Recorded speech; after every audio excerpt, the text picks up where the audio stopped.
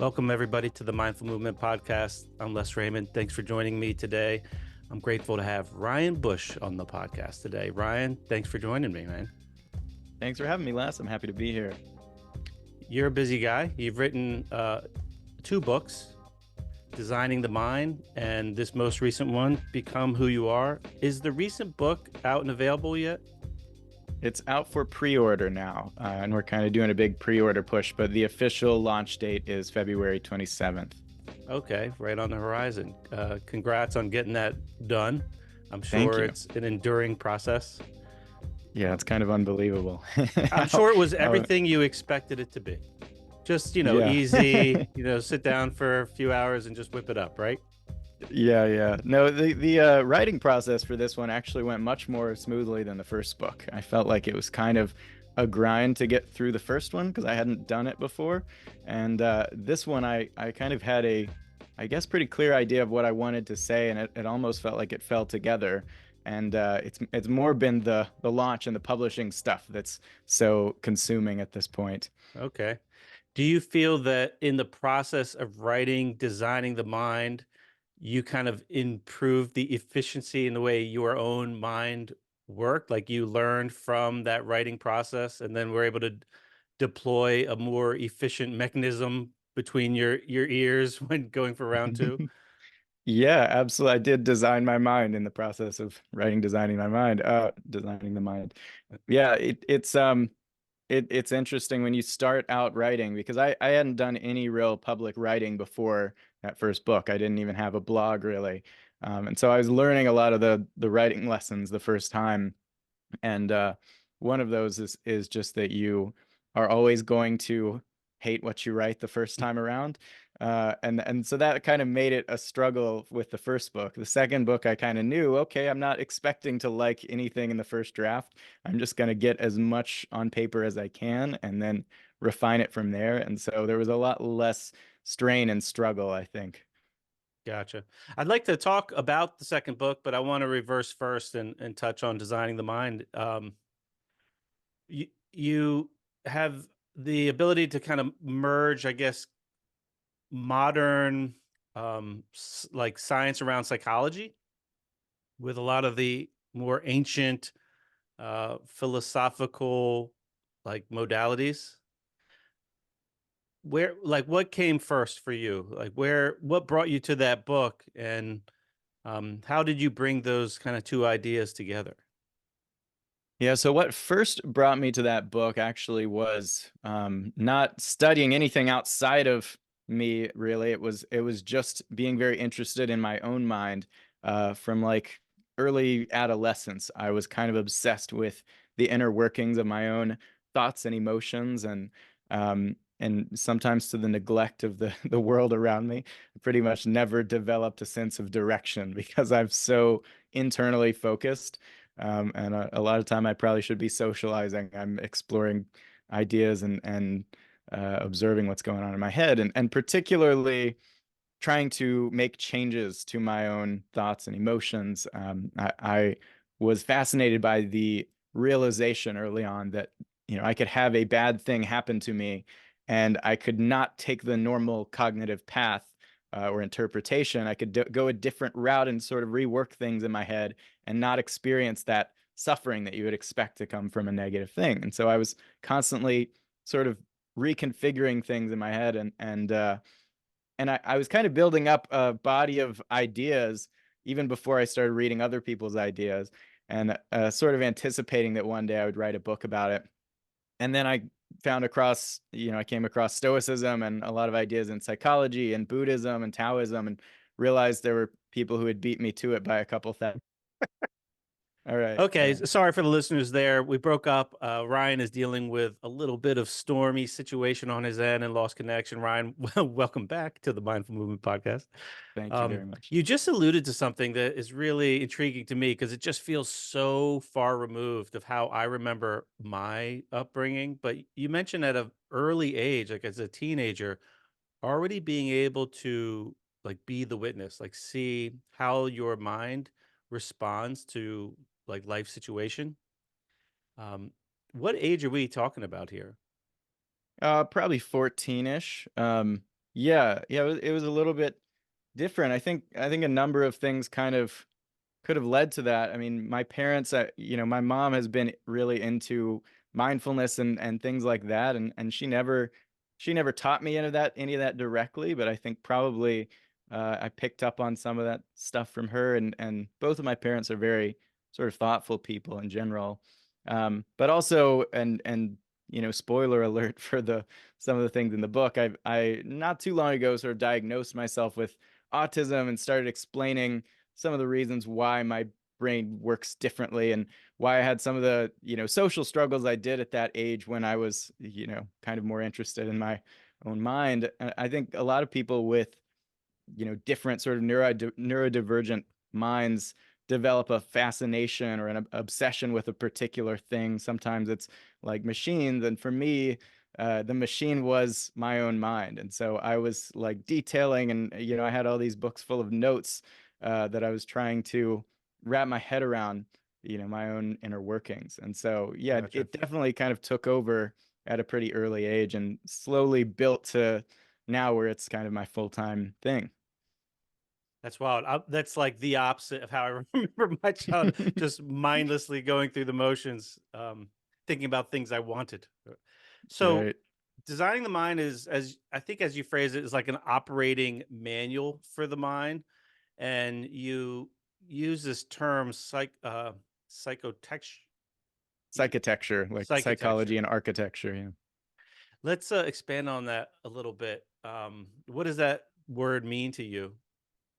Yeah, so the whole that whole first book has this very technological sort of software framework that it applies to the mind, and it says that in many ways we can view our minds in the same way that a software developer might view a piece of software that they're working on, and we can zoom in on the individual algorithms, the sort of chains of if-then relationships that sort of lead us from one place to another in our heads. For example, we have a lot of thoughts that, will occur in our minds in reaction to certain events. The thoughts get triggered, and those thoughts and interpretations then lead to certain emotional reactions, right? This is a core principle of cognitive behavioral therapy. That our emotions don't just respond directly to what's going on in the world around us most of the time. They're sort of filtered through our thoughts, and we can ultimately change those interpretations and thoughts.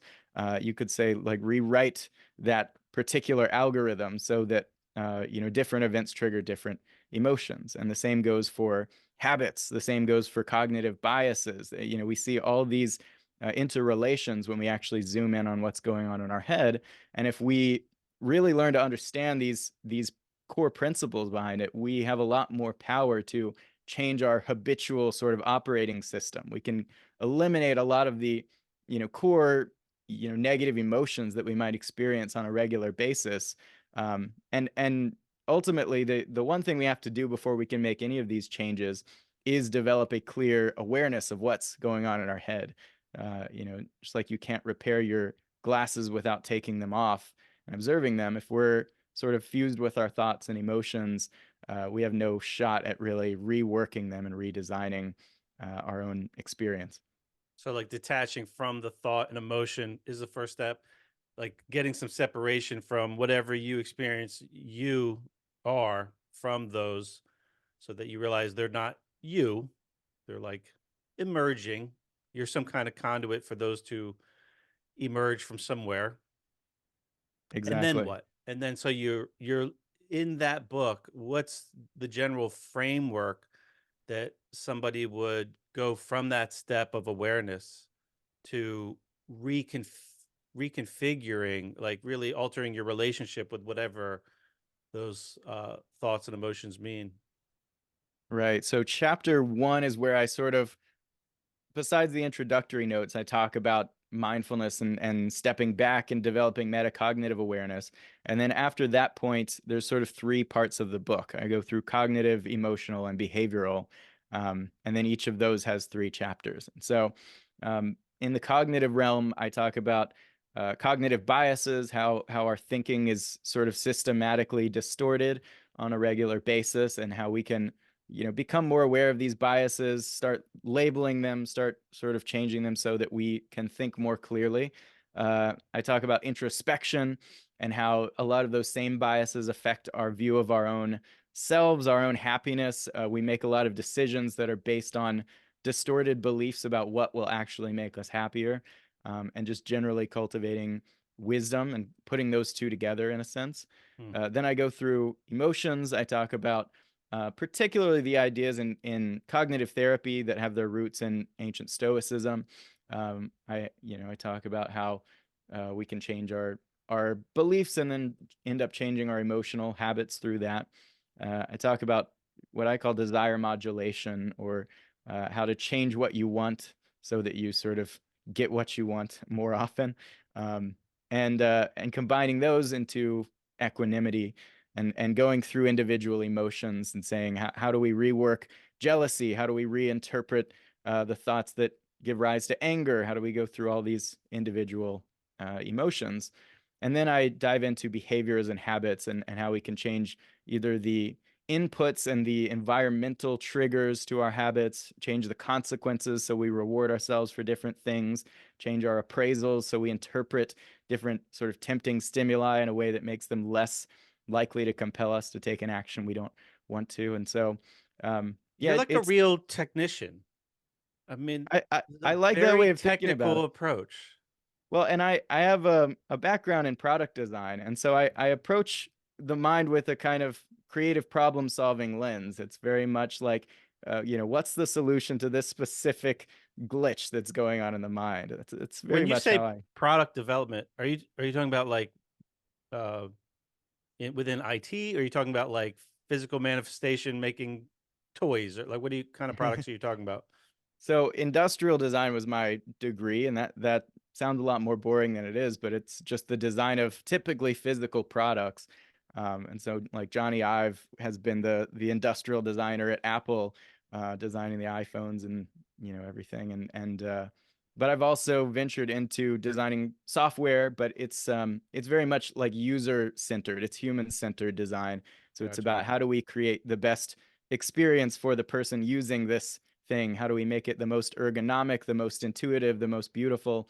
And so I think it's interesting that here we're trying to make us uh, pleasant to use for us. We're Right, right. optimizing our own user interface with our own Yeah. mind, and so It's a yeah, cool it's approach that you have, and I would say it stands out as quite different than what I'm used to hearing in the world of, mindfulness, or just like self-development or personal growth, or whatever category you want to throw it into. Can we expand on a couple of those things you mentioned? You talked about cognitive biases, and I know there's many, but I feel like there's a lot of that goes around everywhere now. Can you like double click on one of those that you think is common that people deal with unknowingly? Sure. I think one of the most pernicious is cognitive is confirmation bias, right? We have and this is almost like a whole category of biases, but we have a tendency to look for evidence that just confirms what we already want to believe. So, and you can notice this if you start looking out for it when you type in your Google searches about a topic. You will either frame the way you phrase it in a way that will show you more of what you want to see, or you won't click on the results that seem like they're challenging your views. And contrary to what you might think, you actually can get a lot better at this. There's a book I really like called Scout Mindset that's all about shifting to a mindset where you're no longer trying to confirm what you already believe. You're no longer identifying with specific beliefs, but instead you are identifying as someone who will update your beliefs in the face of new information, and sort of being independent in the way you develop views. And so, I talk about it like, a good software developer will every day be looking to make improved iterations to their software and won't be, attached to one. And we can approach our beliefs in the same way instead of latching onto this and saying, this is right. This is what I'm going to build my identity around. Saying, okay, it's a new day. How do I iterate on this? How can I challenge this view and maybe adopt a better one with new information? And so, That's yeah, I think. interesting. I am totally guilty of that. I have this like subconscious like desire to be right too much. Yeah. And I know it can be a feature, but it's mostly a bug. Like it's a feature in some ways. I've helped a lot of people over the years because of my desire to try to figure out like what's true about maybe a health intervention that helps this person feel better in their body or whatever. But it's also a bug. Like it also um, interferes with me being like what I would like to be, like the version I would like to be of myself, where I can more quickly be kind before being right, Hmm. if you know what I mean. Oh And yeah. but it's interesting when you say it affects like how you make a Google search, like something we all do. Like in that scenario, I found myself that place many times where I'm searching for the internet to tell me That exactly you're what I right. want to see. And then if Yeah. something comes up that counters that, I'm not clicking on that. So you mentioned a book that talks about this, but like, what would be an example of how to approach altering, like tweaking or rediverting that habit? So like you're going to search something. If you go in and just say, I want to search something that contradicts what my current belief is, that might make you not get to any solution that's useful for you. Right. How do you approach like the query or the selection of the results? Yeah, I very much have a desire to be right too, and I it definitely comes out if I get in, arguments in my relationships more than anything, I think. So I relate to that. I think the solution that I've sort of laid out, and it's not quick or simple necessarily, but it's sort of taking an inventory of the things that one you believe, but two you want to believe. I even created kind of a diagram. There's like over 100 diagrams in this first book, um, showing like sort of drawing a different length of arrow for each belief based on how much you want it to be true or not true.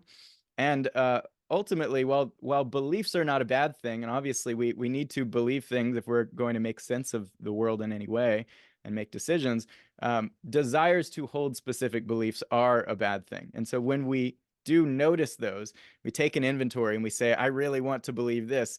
That should sort of trigger a red flag in our mind. We should say, okay, I need to get away from this attachment that I have toward this belief. And this same approach applies to emotional attachments and things like that. We can sort of cancel out our desires in some cases. And in this case, you really want to spend some time with that belief that you really want to hold and its opposite, and get yourself one way or another to a place where you could be okay with believing one thing or another. That's not an easy thing for a lot of people, especially given like social circles where everyone in your life wants this one thing to be true and would treat you like an outcast if you went against it. But ultimately, I think there are ways to rework this so you can believe, or you can at least be willing to believe the opposite wouldn't be so painful for you. I think just gradually reworking your identity over time to the point where it doesn't center around that one thing being true, but instead around following whatever seems to be most likely to be true, I think is really helpful. Like you can get to where you really take pride in holding like one particular contrarian view, even though a lot of your views seem to be on one side. And so yeah, just an awareness of those desires to hold beliefs and building equal and opposite desires to sort of cancel them out. Gotcha. Yeah, I think it probably, because of like how things have changed over the last 100 or so years so rapidly, the tribal component, our need to like fit in and be a part of a group, combined with the current flow of information, probably like ignites this fire of suffering that of these biases, and just like is kind of like gasoline on the fire. Yeah. So our beliefs aren't really built to be like accurate. That's not really why the whole belief module exists in our brain in the first place. It is primarily for communal bonding. It's to bring us together with our tribe. and I agree, it does very much become a problem when you create a internet ecosystem that just feeds us more of what we want to hear and amplifies the loudest, most outraged voices. It's all very much a recipe for disaster. But but yeah, I think the approach that's needed is both a psychological one where individuals adopt a mindset of centered around critical thinking and this kind of scout mindset, and systemic solutions that change the way these algorithms work that sort of pull us into echo chambers. It's going to be interesting as new technologies, I think, unfold that account for these and that have some kind of like noble cause built into them in the programming to help um, show you different ways of looking things. So it's Yeah, like, so you're maybe easier to see like, oh, this is the lens that I'm used to seeing it, and it's designed to not just to get you out of the echo chamber, essentially, in a more inviting way that doesn't make you want to just see that opposing side as like some sort of mental enemy, but something yeah. that's more inviting to say, let's show you some different ways to look at this. It would be great to see technologies emerging that had that focus. Unfortunately, it's more profitable to show people things that will get them to take behaviors that you want them to take, and believe whatever is you know helps helps the most sort Yeah. of. But in time, that might change. I mean, if you think about how young, like, let's say social media in general is, I mean, it's still, as much as it's changed and as powerful as it is, it's still kind of in the infancy stage. Like, if I'm sure if we're still here 50 years from now, 100 year, whatever, we'll look at this, it'll look a lot different. And I would assume that the demand for those things will grow for them to be more sophisticated, and because people don't want to live their life mad at each other or at themselves, or Yeah. constantly reminded that they don't feel good about themselves or such. Sure, and Hopefully. I'll say I've got a platform called Mindform that in many ways is meant to be like the healthy social media platform, and crucially, it's subscription based and not advertising based. So there's no incentive to just boost engagement and get people outraged and all that. The incentive is to keep them happy and keep them wanting to renew and really serve their values rather than their strongest desires. But it will never be as profitable to Right. serve values as it is desires. And so a lot of these bigger companies without regulation will never even be able to make that shift. But Speaking of desires, you mentioned a moment ago, uh, desire modulation was part of these steps. I know we skipped a few steps, but you're talking about seeing your desires and then changing them. Can you, what are you referencing there? Like, isn't desire part of the thing that helps us, get out of bed and be motivated to accomplish something? sure. Yeah. I'm not an advocate for having no desires at all. And I actually, a lot of people interpret like Buddhism that way. And I don't think that's really what it's about either. But attachments to specific outcomes will cause us to suffer both when we fail to achieve those outcomes because we didn't have that control in the first place. And very often when we achieve them and realize that wasn't what we wanted in the first place, that doesn't actually make us happy. And so we have a lot of rogue desires sort of running around in our heads, causing problems. They create biases. They cause us to take actions we're not proud of, and they result in suffering. And so I think it's best to look at your desires and say, which of these are actually pulling me in the direction of my values, and which ones are sort of pulling me away from them or distracting from that aim. And then you essentially want to rework them until all of your desires are sort of in general alignment with what actually makes you proud of yourself and admire yourself. And that's getting into the message of the new book a little bit. Right. But in general, going through and saying, okay, what desire is causing me to suffer here? Well, okay, I'm in traffic right now. I want to be moving, and I'm stuck here.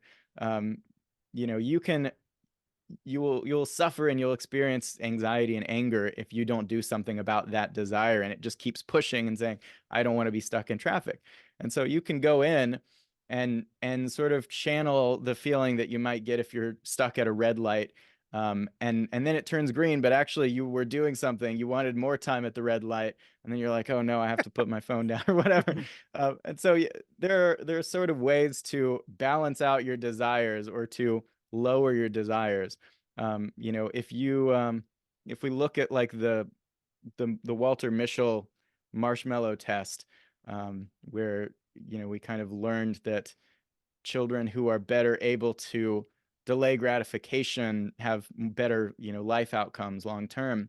Um, Ultimately, what the children who are able to resist a marshmallow for longer are doing is they're employing psychological methods to alter or lower those desires because they know it aligns more with their values on some level, to wait and do what they were asked to, right? Get a second marshmallow or whatever the reward is. So you can, distract Is that yourself. them, thinking about their values and what aligns with it? Or It's is it definitely they not might just thinking think of they're it. gonna get more marshmallows if they hold on? Agreed, agreed. Could that just be Either way, greed? They're just yeah. smarter about manipulating their greed? Right. Well, and it's all about getting what will actually make you happier, but not caving into the thing that you kind of know won't make you happier, but your desires really want. And so I think the kids who did that successfully were distracting themselves, playing with a toy. Another option is to reinterpret the way you think about the marshmallow or whatever the thing you want is.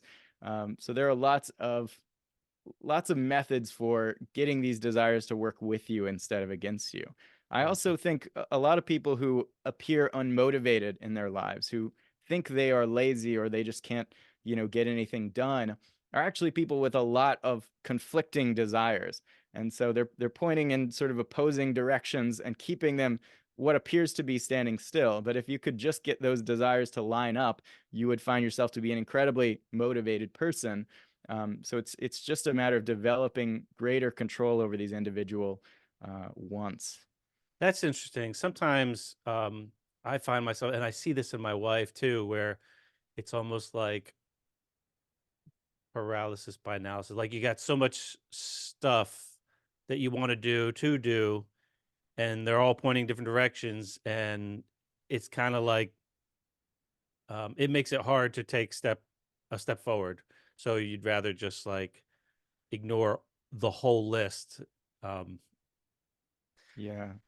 but taking the time to analyze those with, like, a different from a different angle of your mind allows you to kinda direct the traffic a little bit better and, um, make a more efficient way to get through the to-do list or whatever. Yep. You Yep. you mentioned, proud of yourself, and that is more of what the new book, Become Who You Are. Thank you for sending me this copy, by the way. Yeah. Um, you talk about kind of become who you are, like identifying the type of person you wanna be and moving into that direction. There's a graph you use in here, that's very interesting that maybe we could talk a little bit about. It's, I guess you like graphs. So, Yeah. it's, three-dimensional, so it's on one axis, you have, what is it? Essentially happiness, or Right. I can I you can you you take over. sure. Yeah, I've gotten good at explaining these visuals verbally here. So Okay. yeah, so essentially, you can kind of imagine there's a chessboard sitting in front of you, and it's a two-dimensional kind of two axes. The left and right axis represents pleasure and pain. So further to the right on this chessboard, more pleasure in your life at that time, and further left is more pain and suffering, discomfort. Uh, on the y-axis, sort of moving closer to you or further away on the chessboard, you've got loss and gain, and so you got ostensibly good things, right? Success and money and status and all these things, and then you've got loss, the ostensibly bad things that happen to us in life. And so what I argue is that basically by default, all of us are going around in our lives navigating using this two-dimensional map. We're all trying to improve pleasure or sacrifice pleasure so that we can achieve greater long-term gain, sort of maximize more later pleasure. And this is really what determines how we're living. And the problem with this is that when we actually think about it and we actually look at the data on it, these dimensions don't correspond all that well to actual well-being and life satisfaction. There are all too many stories and a lot of data suggesting like people who win the lottery, which is seemingly the best thing that could happen. That's all the gain and all the pleasure that can come from that gain. Um, they don't necessarily feel any happier a year after that than they did before. And same for someone who like loses their legs. I mean, lottery winners, paraplegics, they have the same levels of happiness a year after their incidents. And so if this is the case, if the things that we think make us happy are not actually doing it, and we're still going around chasing them, we've clearly got a bad map that we're using to navigate our lives. And there's a book called Stumbling on Happiness that basically argues that we pretty much do stumble on happiness. We're not very good at predicting what will make us happy or actually achieving it. But I think the reason goes a little deeper than just a lot of sort of affective forecasting biases. I think we actually have a systematic way of missing the point of what actually makes us happier in our lives. And so this is where I introduce a third dimension, right? You can imagine extruding mountains and valleys out of this chessboard. So now it's a topographical three-dimensional chessboard. And what I argue is that while we're going around using this two-dimensional map, our actual happiness is corresponding to this third dimension. And so sometimes we'll experience pleasure and gain in our lives and we'll be happy too. And that's essentially because we've also climbed up this third dimensional mountain. And there are other times when everything is great in our lives on paper and we're miserable and we don't know why. And the reason is because we've gone down into a valley. And so the question is, what is this third dimension? And I've used a couple different words to get it across. I like to start with admiration because I think this is pretty straightforward. And it's a kind of self-admiration. It's the idea that the more reason we give ourselves to admire ourselves, the more satisfied we're going to feel at that point in our lives. And so, there are times when taking that job with the higher salary and the beautiful location really is the thing that's going to make us happier because that job is going to bring out more of our greatest strengths and give us more reason to admire ourselves. There are other times when that thing that seems best on paper is actually going to suppress our greatest strengths. Some people will retire and think this is what they've been working for their whole lives. This is going to be amazing. And then they find they don't have an outlet for what was essentially earning their self-esteem before, and now they lose that positive view of themselves that they held before. Hmm. And so this is what I argue from a lot of different angles throughout this book, is that our happiness actually corresponds to what the ancient Greeks called virtue, or arete, and the unique signature virtues that each of us are able to bring out on a regular basis in our lives. That's cool. There was another word too you used. I'm probably going to butcher it. Eudaimonia. Say it. Eudaimonia, yeah, it's Eud how I say it. There are a few eudaimonia. different. Okay. Yeah, yeah. And And so that's the same idea as the eudaimonia, self-admiration, essentially. yeah, eudaimonia is sort of a word used to refer to a kind of happiness, and it's generally the deepest kind of happiness, the kind that we're all really talking about when we talk about what we want in life the most, but it gets muddled by ideas of just any positive emotion, pleasure, joy, Gotcha. right? This kind of orients us toward the deepest kind of well-being. And yeah, the ancient Greeks, interestingly, they didn't have this cool three-dimensional diagram, but it maps on pretty much exactly with what they said. It was pretty much a staple of their respective philosophies, whether it was Stoicism or Epicureanism or Aristotle. They all kind of agreed happiness and virtue are completely intertwined. They don't really separate, and you can have all the things in the world. If you don't have virtue, you don't have eudaimonia.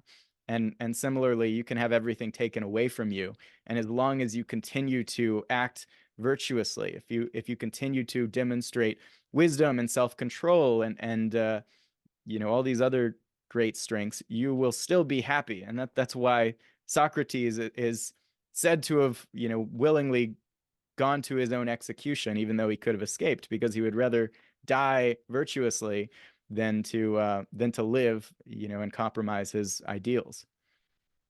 Yeah, there's so much interesting variability and dynamics between people and what makes them happy. And I think I'm sure most people have heard the idea of like once you make a certain amount of income, it's really up in the air. Like once your basics are covered, like until they're covered, like shelter and food, there's generally more happiness will emerge as you get closer to them being covered. So like Yeah. every additional dollar in the bank account that provides that underlying like safety, security, it really means a lot. And you see that in like the stress that people have around finances. But then like man, you can have a lot of money and there's no guarantees. I remember having a client that was one of the wealthiest people that I've ever personally come in contact with, and he had no kids, and he was already in his, let's say, mid to late 60s, and like he had enough money for a lot of people to live the rest of their lives, and his biggest fear was running out, and it terrified him. Wow. And Yeah. I remember having such a hard time understanding. And I had another client that had a lot of money that it was still he didn't have a fear, but it was like the biggest stress in his life. And he put it like, well, it's all relative. So if I make a mistake, they're like big mistakes. I was like, okay, I get that. Like it shows, and then I've met people that really have had no extra, and they're just always so happy. I've been some people in my family, and like so much to learn from them. It's interesting the dynamics. So what you're saying is that I don't know if it would be called vertical, like this three-dimensional axis that emerges out of this plane. So the plane is a gain or loss, getting things, losing things, or um, pain or pleasure, things that not necessarily make you happy, but like things you want, make you feel good, Hmm. or that scale. This three-dimensional one really speaks to what happiness is, the word is like pointing to, and that it's intertwined with virtue, like the values that you live your life by. Is that essentially what you're talking about? Exactly. Yeah, there are a lot of things that go through that are sort of decoys in those early chapters, and I think money is one of the most tempting ones. I think most of us have a money addiction today because you'll see people not really act in accordance with that data that like you make a certain amount of income and then more doesn't actually make you happier. But people always want more. They always chase more, even though no, it actually doesn't seem to continually make us happier. And so it is kind of this hedonic treadmill. And what we're getting at here is, you might say, the hedonic escalator. It's how you actually go up in well-being instead of just, chasing the carrot all day. And there's a lot of reason to think this is true. I think we can look at studies of clinical depression, for example, and see that pretty much invariably people who are depressed have a negative view of themselves. People who are severely depressed see themselves as worthless, incompetent, and unlovable. In other words, they don't see evidence of their own virtues, right? And you can look at the opposite too. I mean, Martin Seligman has done a lot of research on, he's like the father of positive psychology. He's studied signature strengths and virtues more than just about anyone alive today. He did a cross-cultural study with Christopher Peterson where they basically came out with a list of 24 virtues and values that are held across all cultures, pretty much. We see them in all humans. So there's something very deeply ingrained in our brains about this. And he says, basically his formula for happiness is to use your signature strengths every day. He's done tons of studies on the correlation between exercising your strengths and virtues and happiness. And it's a very strong correlation. And when I look back at my own life, just for an extra sort of anecdotal layer of evidence, it pretty much maps on perfectly. The times that I was happiest and felt the most fulfilled in my life were the times that I was able to exercise my greatest strengths. And the worst periods of my life, and I sort of outline both of those and tell some stories about it in this book, The worst periods were where I didn't feel like I had an outlet or couldn't see my own greatest strengths, and it ultimately started believing they didn't exist, and self-esteem and depression start, going down and down into that valley on that third dimension. Hmm. Yeah, that resonates with me too. I remember I run a gym and work like one on one with people, and if I had a strength, it's like taking the beginner and getting them up and running. Like Mhm. it's not it's a different skill set than what they teach you when you're getting like a personal training certificate. It's like taking a real person that's in their 50s, been sitting at a desk 30 years or whatever, and like finding the right dose, the right intervention. And it got taken from me when we got shut down from the pandemic. Mm, And it was a unique thing that I wasn't used to. Like I felt my sense of self-worth really take a hit. Like my kids are at an age where they don't need me that much. It's like, what's my purpose? It was like it was depressing. yeah. Um, and but on the flip side, I want to push back a little bit to your idea. I have a son, and he went through a period where he's trying to figure out what to do. He like finished high school early, Mhm. and he had a couple passions of his. And I don't know if this is the same, but he had a couple passions, and I always felt like find what you like to do and then find a way to, pay your bills with it or whatever. And then Yeah. you won't go to work. Like that's what I grew up kind of hearing um I don't know, like self-development teachers talk about. And he in his 15-year-old wisdom or 16-year-old wisdom, he said, "Well, that's the last thing I want to do. Like the last thing I want to do is take the thing I love and make it a job. Then it Right. won't be fun anymore." And I was like, "Oh, that's a really good point. Like there's more than one side of this coin, you know?" Yeah. And like is that just the function of he's at that age, doesn't realize it yet, or is there something to that also where you're well, and that's something more of a pleasure thing, not necessarily a strength. So, like, I guess the question is, how do you identify what a strength is to somebody? Where that's like, how do you define what a strength is that should be, or not should be, but has this benefit to attaching to the way that you're living your life to ensure this vertical movement off the 2D plane? Yeah, a couple things there. One, I think both approaches to kind of choosing a career can make a lot of sense. I mean, ultimately, um, there are a lot of different what I call virtue domains or areas that you can bring out your greatest strengths. One of them is typically going to be work and your career. Another is going to be your relationships. Your greatest strengths might have to do with your charisma and humor and ability to show and receive love. And so there are a lot of different strengths, and your hobbies and communities can be domains for that too. So turning what you love into a career is not the only way to ensure that that thing you're good at stays a part of your life. I have been playing music since I was 5 years old, and I kind of decided not to ruin it in a sense by making it my career. But at the same time, I've made philosophy and psychology and design my career, and I've never been more fulfilled doing what I'm doing now. So I think both approaches can make sense, and you know I'll say one like right now I'm trying to strategize bringing even more virtues into this one concentrated place.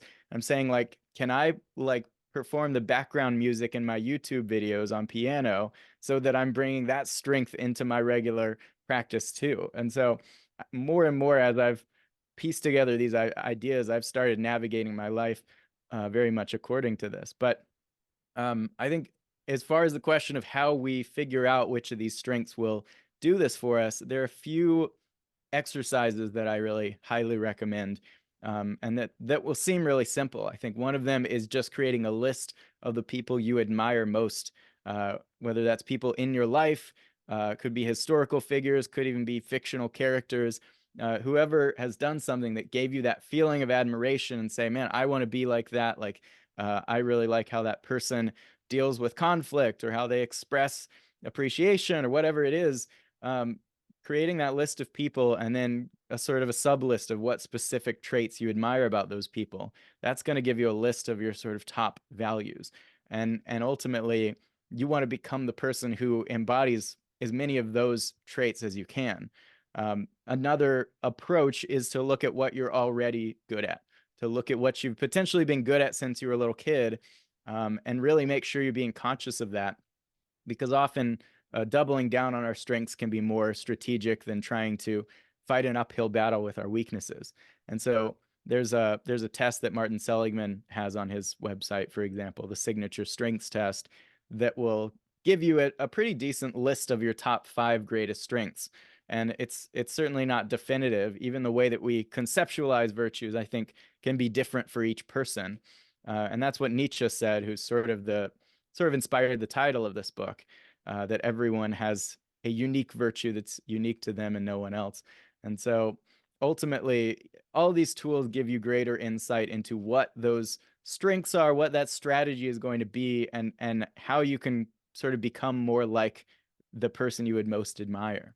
And then there are exercises for every scale. So if you are actively depressed, for example, and you really aren't seeing any evidence of your own virtues, you're caught in this vicious cycle of, being in a bad mood, right? That making you not want to go out and do things, that making you not have a positive view of yourself, and that continuing to in the cycle of not making you in a good mood. You have to kind of claw your way out of this cycle. And one of the most proven effective methods for doing this is called behavioral activation, where you essentially go out and create a list of activities you're going to do every day, starting with baby steps. I mean, every day I'm going to get out of bed and take a shower, for example. Or building off of that, once you got that down, every day I'm going to go for a walk and call a friend or something. All of these, the way I interpret it, is that all of these gradually increase the amount of virtue that you are bringing out in your behaviors and giving yourself evidence of, crucially. You have to be able to see what you're good at in order to approve of yourself and feel good about yourself. That's really hard for some people. I mean, if you're in the midst of depression, you're talking about the idea of like pulling yourself up by your bootstraps in a way. Like, Right. um, telling someone to do something if you're depressed, to do something so that you're less depressed. Right. It's like Yeah, very easy to say when you're someone else looking at the person that's suffering. But when you're in the for midst of sure. suffering, picking up the book to look at the graph that tells you that, or is, uh, where does that inspiration come from? Like, how does someone get that to arise without a reference point, without an anchor to get leverage off of? Um, that's a real challenge, which ultimately probably speaks to a bigger societal thing where people that need support from their community, their tribe, whatever, we're not structuring society well enough where that's provided enough. Yeah. Yeah, yeah, absolutely. It is incredibly difficult. It's hard to empathize with it if you're not depressed, but getting out of bed can feel like lifting a boulder to someone who is. And so, two things about it. I think the beauty of behavioral activation is that, one, um, people often feel like that there are a lot of things they have to be doing, and again, like we talked about, that can result in analysis paralysis and sort of dilute their motivation. And so just telling them, this is what you need to do, this is all you need to do, just do the 2 items on your activity schedule, I think that will make it more likely that you're actually going to do it. And two, the fact that you can break this down incrementally and go in baby steps. So no matter where you're at, you are only ever challenging yourself a little bit. So if you're already, getting up and cleaning your room every day, you're only adding one additional layer to that at each point. And only when you've mastered that do you add another one until you're essentially back to normal functioning and beyond, potentially. So between the singular focus and the baby steps, I think it gives a way for people who don't feel like they can do anything to very gradually get to where they can do more and more. It's a very analytical process, the way you break it down.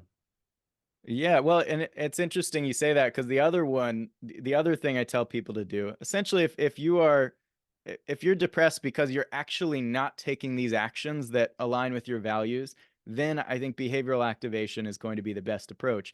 If you're depressed because you are taking these actions and everyone else around you can see it, but you're not seeing it for some reason, you're not receiving the signal of those virtues, then there are probably distorted beliefs sort of resulting in a problem there. And that's when cognitive restructuring, which is the really analytical approach, is going to be more needed, right? That's kind of like what we talked about in the first book, going through and identifying your distorted beliefs and restructuring them so that they work with your emotions better. Well, that's Um, probably a really common thing, having a distorted belief that might be leading you to, as you said earlier, like to chase the carrot, to look for happiness in somewhere where it isn't or whatever. But mhm. those are those are pretty deep embedded in us, and becoming part of our software at a very young age, whether it's as a result of you know trauma or whatever drove the subconscious to believe a certain thing about yourself.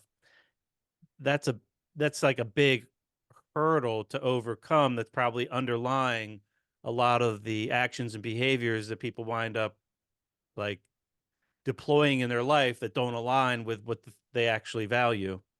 And it also might be because they don't really take the time to identify what they value. I mean, that's not Oh, something that you get in like the school system when you're going through the generic school system. You're not taking time outs to periodically check in with the things that are important to you. oh yeah, and a lot of what motivates my work is trying to create the things that I think should already be in the, early school system. I made this deck of introspection cards because no one makes you ask the questions that I think we should all be sort of asking ourselves. So it's sort of a like take a card with you on a walk, take your little pocket-sized journal and answer one question every day, and it sort of builds your understanding of yourself and your values and who you admire and these things, walks you gradually through this process of introspection. But I also think a big part of that, I do think everyone should learn about cognitive therapy. I don't think it's just a therapy for people who are struggling with mental illness. I think it's kind of a basic fundamental skill. And Mind Over Mood and Feeling Good are both great books specifically about that. But I also think one of the best ways to override deeply held beliefs is not just, kind of sitting around and examining them, but proving it to yourself, proving yourself wrong. And that's why a big part of both depression and anxiety treatment is about going out and running experiments in your life, testing hypotheses, proving to yourself, oh, this is a distorted belief. Because look, it's not responding the way I predicted. I thought people would, make fun of me if I said this. And that's been guiding a lot of my actions. But actually, people respond really open and compassionately when I say this. So, going out and actually proving to yourself can be more powerful than just reworking the beliefs, with a pen and paper. Gotcha. Ryan, when you talk about again, getting back to I just want to say this again, eudaimonia. Did I say that right? Yeah, I say eudaimonia, but Eudaimonia, it's the yeah. three-dimensional growing out of this plane. You're saying that that's basically tightly linked with, living with virtues. What are, can we touch on some of the like common virtues that come up that you're discussing? You said there were, I don't know what you mentioned that had listed like 20 some different virtues, but so that people could get a reference of what specifically you're talking about, what are some of these virtues? Sure. Yeah. So my top virtues are wisdom and ingenuity, charm, and I've kind of conceptualized them my own way. Rationality, vision. These are just some of mine. Someone else might have charisma, courage, creativity. There's a huge list. He lists appreciation of beauty, ability to give and receive love. I mean, there are tons of them. Leadership, spirituality. There are the way I lay it out is sort of a spectrum. I basically say there's a potentially infinite number of virtues. It's just like the colors. You're going to have your own unique subset. You need to conceptualize them and label them in a way that feels right to you. But ultimately, it's not bad to start by looking at Martin Seligman's list of 24. I think they're pretty good in general. And the fact that they do map onto all these different cultures, the fact that it's not just cultural indoctrination, but there seems to be something deeply human on an evolutionary level about these things. That makes them really interesting, I think. It spans across like space and time.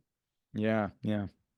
So if so the idea is essentially you take these virtues that resonate with you, and it's like I want to be the type of person that exudes these. Like if I were to be proud of myself, if I were to have self-admiration, it would be because I live in a way that aligns with these. Yes. And then what are like the checkpoints? Like how do you assess in real time when that you're doing that like you were right that like that you're on track, that the direction you're walking is still aligning with whatever you've identified as what the target is. Yeah, it's a good question. I think some of it will just come down to asking yourself how you feel about yourself right now. What feels like it's missing? Going through some of these questions and like who you admire and saying how well am I embodying these things, right? How often do I feel self-admiration? How often do I sort of pat myself on the back and say like I handled that well, or I brought out this strength. I'm really proud of this thing I'm good at. Um, but ultimately it is a messy process. I wish there was a Yeah, but completely foolproof step by step, but we're it will very come good down at to self-judging right. with a negative twist. So not the easiest thing for people to say, I'm really proud of myself for the way I handled dot dot dot. Sure. No, I agree. It can be challenging, but I think um some people do need to build more of a habit of acknowledging when they did something well, because sometimes when you press them, you'll find that even these pessimistic people are like, well, yeah, I did well on that exam I took, but I got a But C on this one, and so they're excluding the information they already know. And so kind of building a habit of acknowledging and savoring that experience when the good things happen, and not neglecting them when you evaluate things. Making sure to actually take pride in these things instead of just moving on to the next accomplishment without stopping to say, that was really good. That was a really great achievement I made.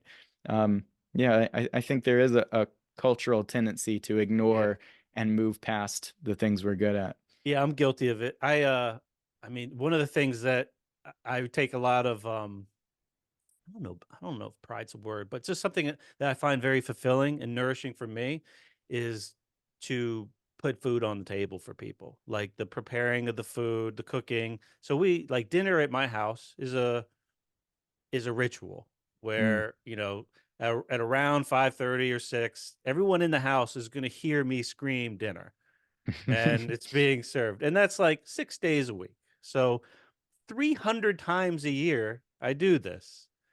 Wow. And I'm pretty good at it. Like I've worked in restaurants when I was younger and I watch YouTube videos about how to cook things. I'm always learning how to cook better. But once in a while, it's not good. Like, Yeah. and man, do I take it and like no one else at the table cares. Like my family has expressed to me many times how grateful for they are that they could come in from work, whatever, and there's like you just sit down and there's like a legit meal that everybody's going to be together and enjoy. Mhm. And if I cook the roast medium well instead of medium, like, it pains me inside. Like, I'm torturing myself and nobody else cares. No, like, so, Right. like, we all have our own version of that, in our lives. So to be able to, and which is some form of detachment or some form of attachment of, I need to do this thing to feel good enough to be, worthy of the love at the people in the table or whatever. Um, Right. and it's in our mind. So like the value of being able to restructure, reframe these things. Like I don't celebrate all the good meals much more than, oh, it's pretty good. It came out good. It's like, I just overlooked that pretty quick. But the ones that don't, man, it's like my whole Like I'm just not worthy of existing because it was in the oven 4 minutes too long. Right. Yeah, no, it is cool. That's a virtue domain for you. You know, the way that you feel fulfillment from that tells you that's something you want to keep in your life. And probably you'd feel a loss if you were no longer the one cooking. Like this kind of gets to what I'm talking about the diversions. You know, if you got to a point where you could afford it, you might be tempted to like hire a private chef Mm, and no miss longer have out. to cook anymore. And that two-dimensional gain might actually be a three-dimensional loss for you. Right. I'd be Um, missing out of the beauty of what living means to me. Yeah, yeah, and it's funny that cooking's that for you because totally different for me. My partner can cook and I'll play piano while she cooks, and that's kind of a win-win Oh, nice. situation. Yeah, yeah, So, for sure. but yeah, no, everyone's kind of got their own, and I think you often find that the low periods of your life are where you lost something that used to serve that role for you, and that can be a relationship. You know, people do get depressed after losing relationships sometimes. Sometimes you'll lose someone close to you and you'll grieve for a period and then move past it. I think the reason why some people actually fall into a long-term depression is because that relationship served as a big virtue domain. It was a major outlet for, things that they were good at, and they haven't found another one. They haven't been able to bring those out again.